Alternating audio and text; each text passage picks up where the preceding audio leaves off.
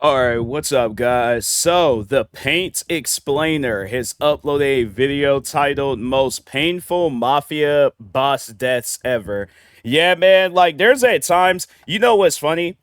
Hold on, I gotta do some like rearranging on my table real quick. But you know what's funny is that like just growing up, and you should be no kid watching no mafia boss movies and stuff. But nah, man, it's like you watch these movies and then you get as I got older, I got curious. And yeah, man, it's like you hear some stories like it just from like watching movies, and then it's like okay, I get a little bit older, you got a little bit of internet access, you kind of curious and stuff. And yeah, man, I done seen some stories where because I think it was like one movie was it I think it wasn't in Johnny Depp, he was like a undercover cop or something like that. And it was from there was like characters in that movie that had some crazy deaths. I think the one that was like, oh, it wasn't like, I don't know. I think they were a part of like the like mafia like area of the world, but it was like the Valentine Day massacre and stuff. And I'm like, man, I was reading about that, and I'm like, man, it's crazy. It really is insane how I think they said like Al Capone though, like he I think he was sick. I don't think he had like no crazy death ring. I don't know what kind of deaths they're gonna be talking about, but yeah, let's go ahead, check out this video and things. Make sure if you guys haven't, go subscribe to the Paint Explainer. And yeah, watch some mafia slash mob like movies and documentaries, read some books and all that stuff. But anyways, let's get into this video. Albert Anastasia. On the morning of October 25, 1957, Albert Anastasia walked into the barber shop of the Park Sheraton Hotel in Manhattan. He sat in the chair, but moments later, two masked men rushed inside. They pushed the barber aside and started shooting. Confused, Anastasia jumped forward and tried to attack what he thought were his killers, but he was only striking at their reflections in the mirror. The gunman kept firing until he collapsed dead on the floor. He was one of the suspected Joe the Boss's shooters, and the co-founder and leader of Murder Inc., the Mafia's group of killers. His nickname was the Lord High Executioner, and he controlled much of New York's waterfront, and later became boss of what would be called the Gambino crime family. But he was seen as reckless and unstable. Rumors spread that Anastasia was selling Mafia memberships for money, and his large gambling debts made him seem even more unpredictable. Also, his allies, such as Vito Genovese, which we'll talk about later on, wanted his power. His underboss, Carlo Gambino, quietly joined Genovese, agreeing to take over once Anastasia was removed. That October morning in 1957, the plan was carried out.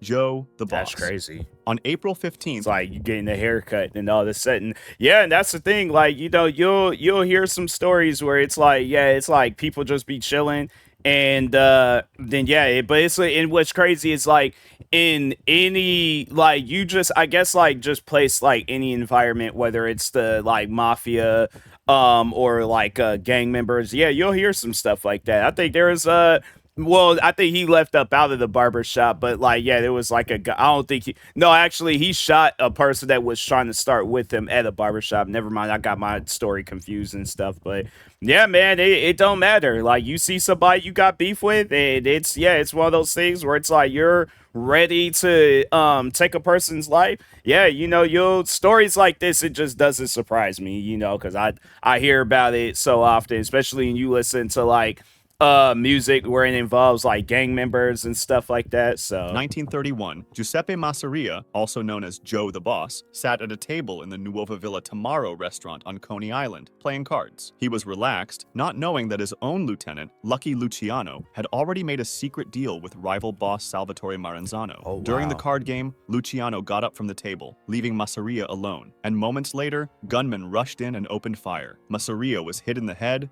back, and chest, and collapsed over the table as the shooters fled. He was the boss of what would later be called the Genovese crime family, and one of the most powerful figures in New York, but wanting more power, he created many enemies. By 1930, his drive to control the city had started the Castellammarese War, a bloody fight against Salvatore Maranzano and his allies. At first, most sided with Masseria, but as the war dragged on, his side took heavy losses, and Luciano saw his chance once Maranzano promised him a top position and control of rackets if he turned on Masseria. Even Joe Adonis, once close to Masseria, Masseria joined the plot and secretly warned Luciano when Masseria grew suspicious. Among the shooters that day were most likely some incredibly important names, like Albert Anastasia, Vito Genovese himself, and Bugsy Siegel. Outside, Ciro Terranova sat in the getaway car, but he was so shaken after the murder that Siegel reportedly had to push him aside to get them moving. Masseria's death ended the Castellamarise War and gave Maranzano the title of Capo dei Capi, the boss of bosses. But Luciano had bigger plans, and you'll see why now.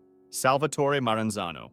Just months after Joe the Boss's death and his victory in the Castellamarise War, Salvatore Maranzano was in his Manhattan office inside the New York Central building, where he had called Lucky Luciano and Vito. Dang, it's like they were moving like that back in the day where they had like, they could just go, well, I mean, I guess like it makes sense, but at the same time, I'm like, dang, man. I was like, they were, like, yeah, the Mafia, they be living the lavish life. Yeah, yeah, they obviously, doing some things. Look, here's the thing. As I'm doing this video, I don't mean nothing disrespectful. I ain't saying nothing disrespectful, because I'm not trying to have it where nobody be coming after me. So yeah, that's one of those things where it's stuff like this. Even when I had played, what was that game? Ghost Recon Wildlands. I was like, they had it where it was like the enemies you killing as cartel members. I'm like, hey, look, bro, I ain't got no beef with any of y'all. All right, I'm just watching the video, so I'm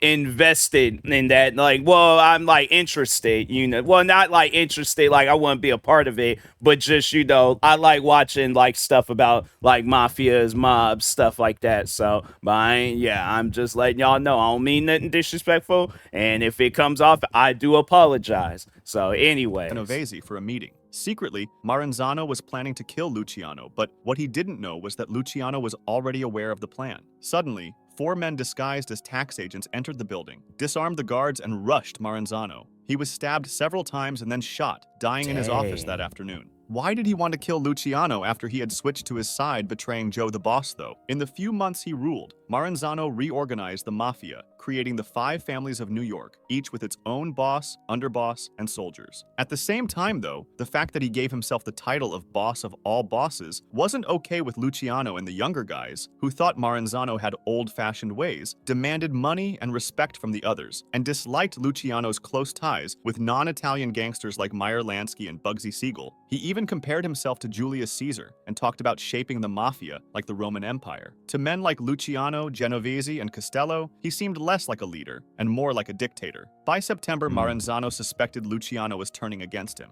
so he tried to act first. He hired the Irish gangster Mad Dog Call to kill Luciano, but Luciano knew about it and struck before him, sending in the disguised killers who ended Maranzano's life. With Maranzano gone, Luciano ended the idea of a single boss of bosses. We'll look later at the new system he created. Bugsy Siegel. On the night of June 20th, 1947, Benjamin Siegel, another one of the suspected shooters of Joe the Boss, was sitting on a sofa in Beverly Hills, reading the Los Angeles Times, when bullets started coming through the window from outside, hitting him in the face and chest. One shot destroyed his left eye instantly, and he died on the spot. At that point, he was one of the most famous mobsters in America, even seen as a celebrity. He was central to building Las Vegas, and he had taken charge of the Flamingo Las Vegas Casino Hotel project, which he financed with money from his mob partners. However, the project was a disaster. The casino opened before it was finished, lost huge amounts of money, and went over budget from an estimated cost of $1 million to $6 million. His mob partners believed he had stolen money or, at the very least, lost control of their investment. They lost patience, and behind the scenes, they decided Siegel had become too risky. Who gave the final order is still debated. Paul Castellano. On the evening of December 16, 1985, outside Sparks Steakhouse in Manhattan, Paul Castellano, the boss of the Gambino crime family, one of the most powerful mafia groups in America, stepped out of his car. Suddenly, gunmen rushed him and opened fire. He was hit several times before he could react, and his newly chosen underboss, Thomas Bilotti, who had been driving the car, was killed right beside him. Across the street, John Gotti, another well-known mafia guy, sat in a car, watching to make sure the killing was carried out. What led to all of this is an interesting story. Castellano ran the family more like a businessman than a street gangster, but many of his men thought he was greedy and too detached from everyday street life. Resentment grew inside the family when he refused to allow drug dealing, which had been a big source of revenue. Then, the FBI bugged Castellano's mansion, leading to federal charges. And in December 1985, his longtime underboss Agnello Della Croce died. Castellano didn't attend the wake, which angered the Manhattan faction. Soon after, he named Bellotti as the new underboss, a decision few respected. He also hinted that he might break up John Gotti's crew, which for Gotti meant that if he didn't act first, his own life and power were at risk. All of this led to Gotti's hit at Spark Steakhouse, carried out in front of busy evening crowds. Only weeks later, John Gotti became the new boss of the Gambino family, Frankie Boy. This is one of the most recent ones we're going to talk about, as it happened on the night of March 13th, 2019. Gunshots were heard in a Staten Island street, and Francesco Calli, known as Frankie Boy, collapsed in front of his home after being hit 10 times with a 9mm handgun. Security cameras later showed what happened. A pickup truck crashed into his parked Cadillac, making him come outside. Calli walked over to the driver, but things quickly went south. He tried to hide behind his car, but the shooter gave him no chance and opened fire. He had long been seen as one of the most important links between the American Mafia and organized crime in Sicily, being the boss of the Gambino family. The murder shocked New York, as no Mafia boss had been killed in the city since Paul Castellano in 1985. At first, police thought it was a mob hit, maybe a dispute within the family, but the truth was crazier than that. 3 days later, you don't even like hear nothing like that. Like I didn't hear nothing like that in 2019. You know, it just seems like news like this, it doesn't get covered. You know, like they don't talk on it. Cause yeah, like I have to say, like I've been invested into like mafia mob like stuff probably.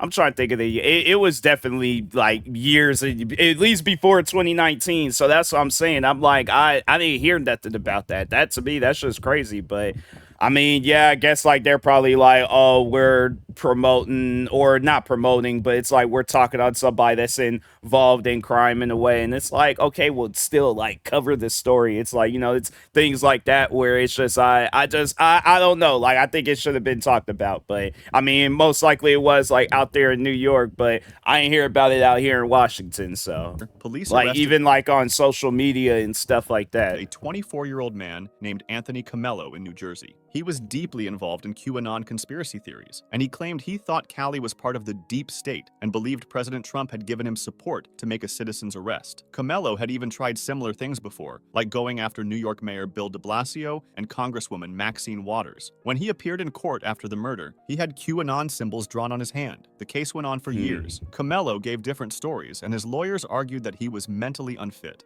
Finally, in January 2025, it was revealed that he had pleaded guilty to manslaughter and was sent to prison, but details of his sentence were kept secret because of threats against him and his family. Frank Costello.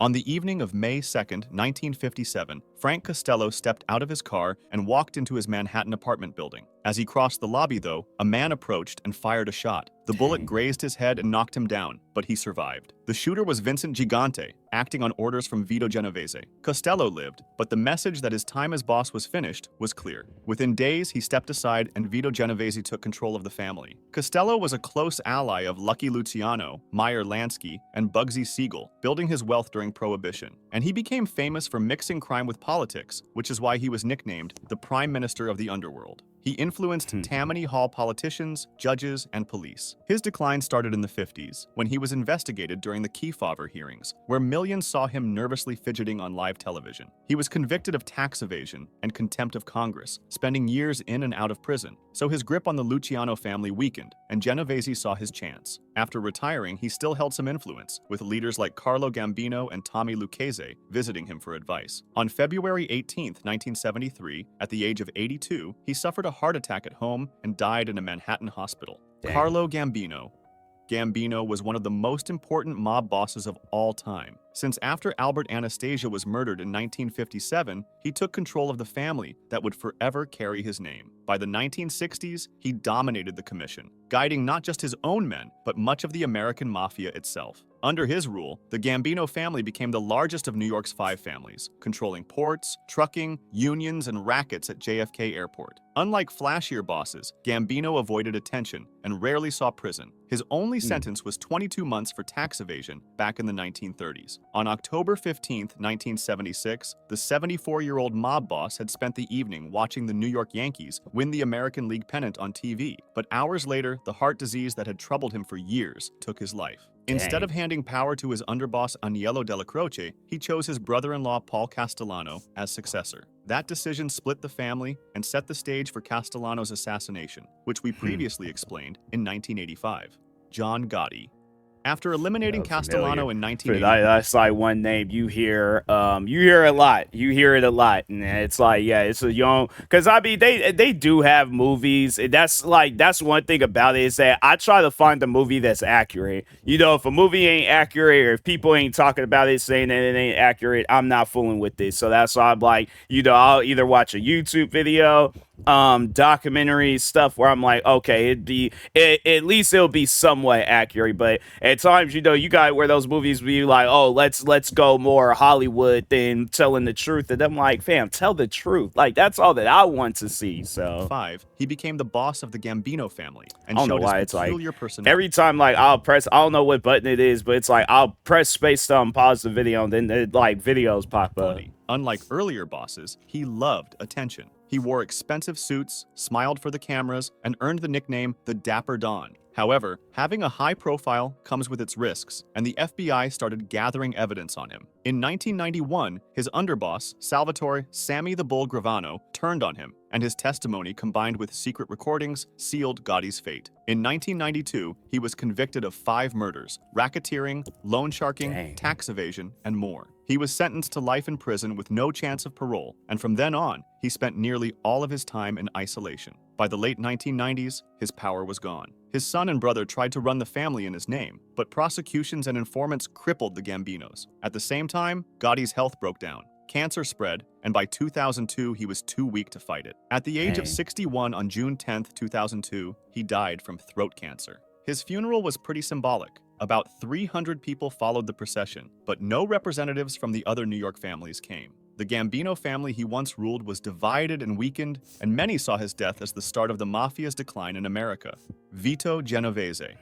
In the late 1950s, Vito Genovese was at the top of the Mafia world. He had forced Frank Costello into retirement, ordered the killing of Albert Anastasia, and taken control of the most powerful family in New York. In 1957, however, when he organized the Appalachian Mafia Summit to confirm his authority, police raided the meeting, exposing the Mafia's existence to the public. Only 2 years later, in 1959, he was sentenced to 15 years in prison on narcotics charges. From inside Atlanta Federal Penitentiary, he tried to run the family, but his grip on power slipped away. He already had problems with the law back in 1937, when he faced murder charges and fled back to Italy. There, he openly supported Mussolini's fascist regime and built ties with government officials. It wasn't until after World War II that he would return to New York, cleared of charges after key witnesses turned up dead. Many believe that he was convicted through a setup by his rivals, such as Lucky Luciano or Meyer Lansky. On February 14, 1969, at the Federal Prison Hospital in Springfield, Genovese suffered a heart attack and died at 71 years old.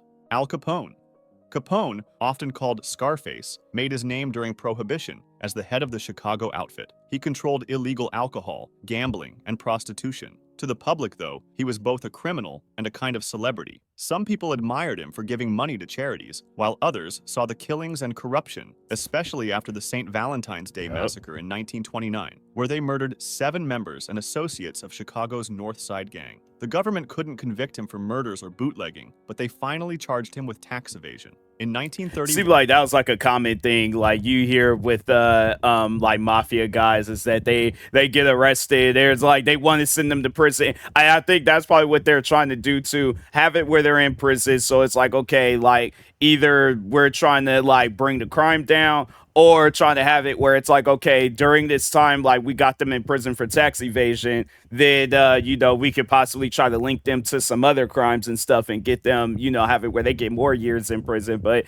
seems like that is like a common thing. Like you just hear where they get like, oh, tax evasion. It's like, dang, bro. I mean, it's just I don't know. No comment. No comment on that. I'm like, whatever the mafia's tax situation is, that's on them. He was sentenced to 11 years in prison, and that's where his real punishment began. Capone had contracted syphilis years earlier, likely while visiting brothels, and he never treated it. By the time he was in prison, the disease had spread to his brain, causing neurosyphilis. He grew more confused and weak, spending his last year in Alcatraz's hospital ward before being released in 1939. Oh yeah, that's right. He was, because there was a book I remember reading in high school where it was like a fiction nonfiction type book where it was like the story was fiction, but then like the scenery and some of the names that were involved, it was nonfiction. Yeah, I remember reading the book where he had like it's had it where like Al Capone was at Alcatraz, and yeah, it was like it was a decent book. I remember it was like reading, and I was like I was somewhat He invested. spent his final years in Florida, mentally broken. In 1946, doctors said his mind had declined to that of a 12-year-old child. On January 21st, I think I heard 1947, something at like 48 that. years old, Al Capone collapsed after having a stroke, and at first it looked like he might have recovered, but then his condition got worse. He developed bronchopneumonia, and a few days later, on January 25th, weakened by all of these health issues, he died from a heart attack. Lucky Dang. Luciano. Luciano was probably the man who transformed the Mafia the most. After the Castellamarese War, instead of proclaiming himself the new boss of the bosses, he created the Commission, a council that allowed bosses from the 5 families of New York to settle disputes and share power. This was done to avoid wars, and it gave him the nickname of the father of the modern American Mafia. Also, unlike older bosses who wanted to keep things only Sicilian, Luciano believed in making alliances with anyone if it brought profit. However, power brought attention, because in 1936, prosecutor Thomas Dewey convicted him of running a prostitution racket, and Luciano was sentenced to 30 to 50 years in prison. Even Dang. behind bars, however, he stayed influential. During World War II, he made a secret deal with the US Navy to help protect New York docks from Axis sabotage, and in return, his sentence was reduced in 1946, but only once he accepted deportation to Italy. From then on, Dang. he lived in Naples under close watch. He could no longer openly run the Mafia in America, but he still held influence through his allies. In the 1940s, he briefly operated from Havana until US pressure forced him back to Italy. Then, at Naples Airport on January 26, 1962, he collapsed and died of a heart attack after he had just finished meeting with American film producer Martin Gush, who wanted to make a movie about his life. What Luciano didn't know was that Italian drug agents were following him that day, ready to arrest him on smuggling charges, but he died Dang. before they could act. Later, his body was flown to New York, where more than 2,000 mourners came to his burial in Queens. Dang. Carlo Gambino himself delivered his eulogy. If you liked this video, subscribe for similar ones or join my Discord to suggest another. Yeah.